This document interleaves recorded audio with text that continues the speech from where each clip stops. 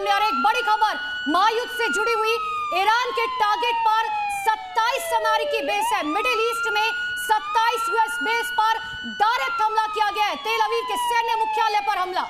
ये बड़ी खबर इस वक्त आपको बता रहे हैं। और देखिए, पहले ही माना जा रहा था, इसीलिए खास तौर पर मिडिल ईस्ट में जो यूएस बेसिस हैं उनकी सुरक्षा को भी बढ़ाया गया था। माना तो ये भी जा रहा था कि कुछ कुछ शिफ्ट भी यहां से कर दिया गया है, यानी कि बहुत सुरक्षा पहले से ही बढ़ती जा रही थी, क्योंकि मालूम था ईरान इसी तरह से टारगेट कर सकता है। पांडे सर, जवाब दीजिएगा अनुपमा के सवाल का भी। और अब आप बताइए, जो 27 टारगेट है ये अब और कौन से हो सकते हैं, या इसके अलावा किसको और टारगेट अब ईरान कर सकता है?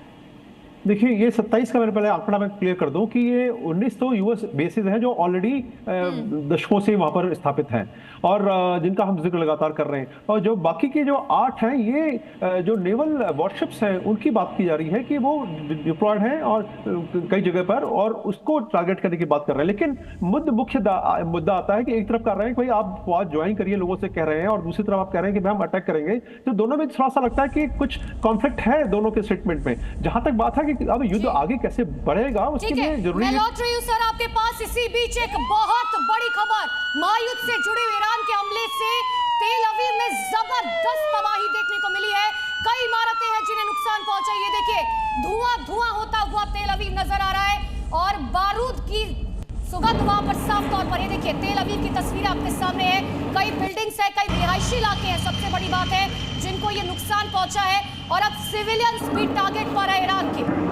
ये तस्वीरें तेल अवीव से जुड़ी हुई इस वक्त आपके टेलीविजन स्क्रीन पर है। इजराइल के एयर डिफेंस सिस्टम, सैन्य बेस और बुनियादी ढांचा अगर कहीं मौजूद है तो वो यही तेल अवीव है। और इसको निशाना बनाने का मतलब ये है कि इंफ्रास्ट्रक्चर को अब तबाह करना चाहता है ईरान। और इसी तेल अवीव में हड़कंप आप देखिए कैसे मचा है, और इसीलिए साफ है रिहायशी इलाकों को निशाना बनाया जा रहा है। अब उन लोगों को भी नहीं बख्शा जा रहा जो चाहे इस हमले के बीच में आ जाए, क्योंकि ईरान में भी यही हुआ। इजराइल ने हमला किया, वहां लोगों को टारगेट किया गया। 333 ये आंकड़ा और भी हो सकता है, अभी तक ऑफिशियल यही सामने आया है। जी न्यूज पर एक्सक्लूसिव तस्वीरें आप इस बर्बादी से जुड़े हुए, तबाही से जुड़े हुए देख रहे हैं, जहां पर अब लोगों से इजराइल यही अपील कर रहा है कि सुरक्षित जगहों पर रहें जब तक कि अगला आदेश नहीं आ जाता।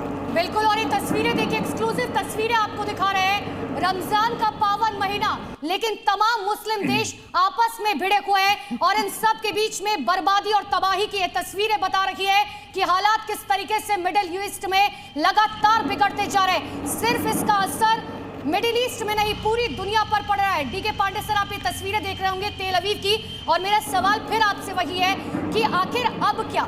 खामेनेई की मौत हो गई, क्या ईरान अब रुकेगा, झुकेगा, या वो इस स्थिति में आ चुका है कि डू और डाई, कुछ नहीं बचा है खोने को, अब जो कुछ हो सकता है कर लेते हैं? नहीं, खोने को तो बहुत कुछ है, लेकिन मैं पहले जो तस्वीर आप दिखा रही हैं उसके बारे में बता दूं कि अगर ये तस्वीरें सही है, क्योंकि ये प्रोपेगेंडा वॉरफेयर का भी एक नमूना हो सकता है, अगर ये तस्वीरें सचमुच सही हैं तो ये बहुत चिंता का विषय है इजराइल के लिए और अमेरिका दोनों के लिए। क्योंकि उनके लिए जो सशक्त एयर डिफेंस सिस्टम है, आयरन डोम और आयरन बीम जो उन्होंने किया, इसको जून 2025 की लड़ाई के बाद इसमें कुछ चेंजेस किए गए थे, क्योंकि पिछली बार भी कुछ इनके जो लक्ष्य भेद है, एरिया जो व्यू है सिस्टम्स का, उससे बाहर जो है उनको भेजने में कामयाब रही थी ईरानी मिसाइलें। तो अगर मिसाइलें अभी भी दोबारा कामयाब हो पा रही हैं या ड्रोन जा पा रहे हैं, तो इसका मतलब कि ये सैचुरेशन, यानी कि कई ड्रोन एक साथ उन्होंने भेजा गया है ताकि वो सिस्टम जो है वो एक्टिव न रहे, इनएक्टिव हो जाए। जहां तक बात है कि आगे क्या होगा, तो ये छुटपुट घटनाएं देखिए, ड्रोन से अटैक तो चलते ही रहेंगे। इजराइल चाहे अमेरिका पीछे हट जाए, ईरान पीछे हट जाए, लेकिन एक जो इसमें जो अखाड़े में पहलवान है वो है इजराइल। वो अखाड़ा छोड़ के नहीं जाएगा, क्योंकि उद्देश्य पूरे नहीं हुए। कैसे अटैक किया जाता है, कौन से सिस्टम का इस्तेमाल होता है, इसको समझने के लिए आइए अनुपमा आप जरा दर्शकों को समझाते हैं कि कौन कितना ताकतवर है। इजराइल और ईरान में इस वक्त महायुद्ध छिड़ा हुआ है। आइए एक एक करके क्या है दोनों की ताकत वो आपके सामने रखते हैं। देखिए, सबसे पहले एक्टिव फोर्स की बात करते हैं। इजराइल के पास 1,70,000 एक्टिव फोर्स है, जबकि ईरान के पास यह आंकड़ा 4 गुना है, 6,10,000 एक्टिव फोर्स। यहां पर ईरान आपको इजराइल से आगे निकलता हुआ नजर आएगा। रिजर्व फोर्स की अगर बात की जाए तो इजराइल के पास यह आंकड़ा है 4,65,000 का, लेकिन इधर लगभग 1 लाख कम है, 3,50,000 का आंकड़ा ईरान के पास। और ये वही रिजर्व फोर्स है जिसके लिए ईरान ने कल कहा था कि 1.5 लाख रिजर्व फोर्स हम वापस बुला रहे हैं। इसके अलावा बख्तरबंद गाड़ियों की बात करें, 35,09,000 बख्तरबंद गाड़ियां इजराइल के पास है।